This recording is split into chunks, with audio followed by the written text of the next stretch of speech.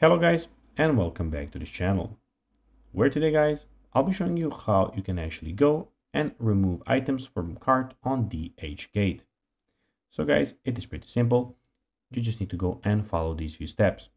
So first of all, what you actually need to do is go to DHgate.com and you'll be greeted by a website like this. Now when you did that guys, what you need to do is go and log into your profile. But guys, if you do not have one, you can always go and register to DHgate. Now guys, that we got that out of the way, let's see what we actually have in front of us here. So as you can see guys, here we have the official DHgate website, and we have the search bar, all of the categories, and in the top right corner we have everything about your profile. We have recently viewed, favorites, and the shopping cart at the end. But now guys, let's see how you can actually go and remove items from cart on DHgate.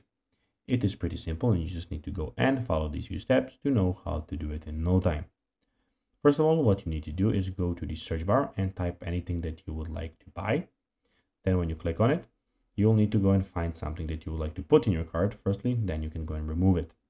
When you found it, you need to go and choose the size, the color, click add to cart. Then it will be added to your cart. After that, you need to go back and see your cart in the top right corner.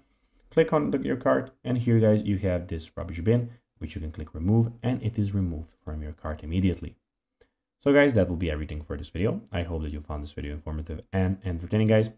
If you did, don't forget to like this video, share it, subscribe to the channel, and put the notifications on, as this guys really helps us grow our channel.